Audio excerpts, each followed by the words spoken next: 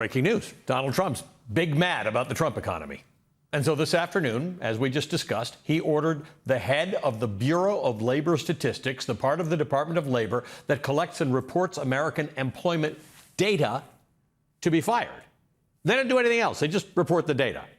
Now, did Trump do that because the stock market tanked today after the jobs report showed an anemic 73,000 jobs created last month?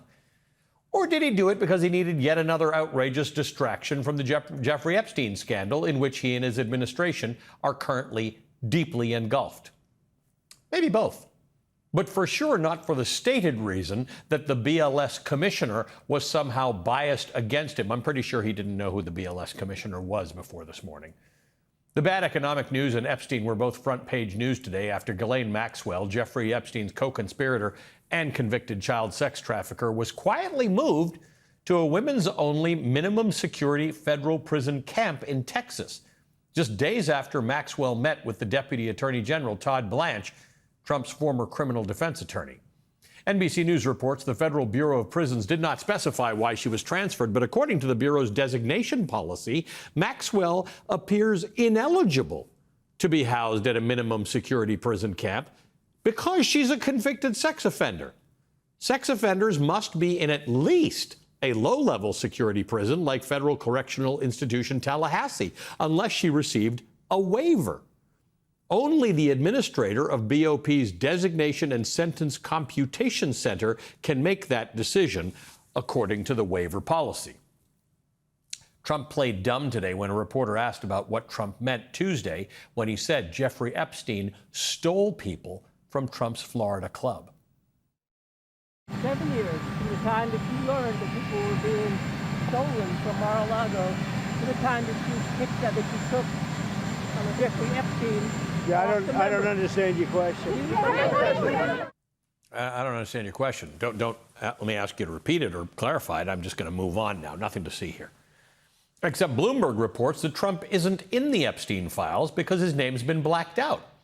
An FBI Freedom of Information Act team redacted Trump's name and the names of other prominent public figures from the documents, according to 3 people familiar with the matter who were not authorized to speak with the media.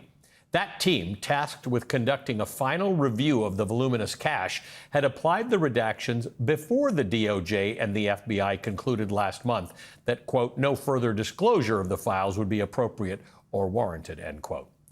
The family of Virginia Giuffre and 2 other Epstein and Maxwell survivors said this about Maxwell's prison upgrade, quote, President Trump has sent a clear message today.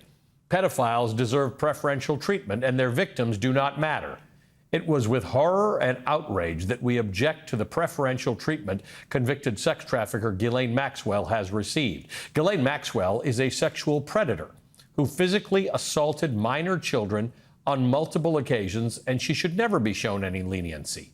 Yet without any notification to the Maxwell victims, the government overnight has moved Maxwell to a minimum security luxury prison in Texas. This is the justice system failing victims right before our eyes. The American public should be enraged by the preferential treatment being given to a pedophile and a criminally charged child sex offender. The Trump administration should not credit a word Maxwell says, as the government itself sought charges against Maxwell for being a serial liar. This move smacks of a cover-up. The victims deserve better. Trump wants to make his own reality. Jeffrey Epstein, nothing to see here, in spite of the obvious lack of transparency from him and the administration and the obvious questions raised by that. He wants to do the same thing, by the way, with the economy. The Dow dropped 540 points today, capping its worst week in a month on the heels of today's jobs report. The Bureau of Labor Statistics, which I mentioned earlier, reported that the U.S. economy added just 73,000 net new jobs in July, and the job gains for May and June were revised down by a combined 258,000 jobs. And so Donald Trump, without any evidence, said today the numbers were, quote, rigged in order to make the Republicans and me look bad, a total scam. Not only is today's employment report uniquely bad, but revisions to the prior month show that on average we've seen 35,000 net new jobs created for the last 3 months.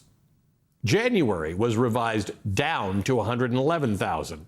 February was revised down to 102,000. March revised down to 120,000. April, 156,000. May was revised down to 19,000. June was revised down to 14,000. There is simply no way to put lipstick on this pig. And here's the thing. Most people don't follow data from the Bureau of Labor Statistics.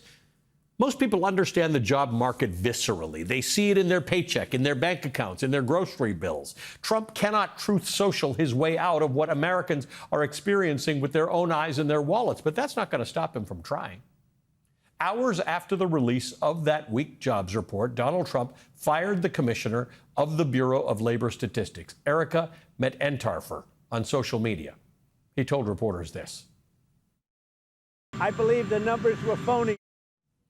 It's phony numbers, not Donald Trump's arbitrary and damaging trade war, which he's still pursuing in a way that is arbitrary and damaging, and as a federal appeals court heard this week, quite possibly illegal.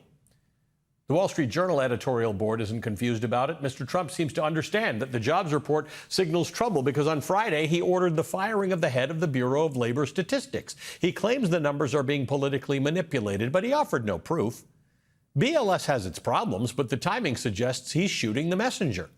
There are bound to be monthly revisions when tariffs and deportation policies are so volatile. Mr. Trump's other scapegoat is the Federal Reserve, which he says has been too late to cut interest rates. Maybe that'll prove to be true, but the Fed also has to navigate Mr. Trump's tariff uncertainty and the large fact that inflation is still above its 2% target. Every public opinion poll says voters remain unhappy about the price increases that they're paying. Donald Trump doesn't want you to trust the numbers, and so he fires the person in charge of reporting the data about his weak economy. This isn't policy. He's not fixing anything. He's just wrecking the public trust, assaulting the data while he undermines the economy. When facts don't serve Trump, he simply tries to erase them, to hide them, to distract from them. This is not an economic strategy. This is gaslighting. And he's been doing it for years. And there's one more thing that colors all the bluster from Donald Trump. While he's wrecking our economy, his family is making money hand over fist. Bloomberg reports today Eric Trump's stake in a Bitcoin mining company could be worth as much as $367 million as the company prepares to go public. That's nearly half the amount American taxpayers are expected to pay to refurbish a private plane from Qatar, which Republican senators have apparently decided that you, the American taxpayer, should gift to Donald Trump when he leaves office. Every single Republican senator, including Susan Collins of Maine on the Appropriations Subcommittee yesterday, voted against an amendment to stop Trump from taking that $1 billion jet home with him. Something is rotten in the Trump presidency, and it's not just the things that Trump claims it is. And people are starting to figure it out.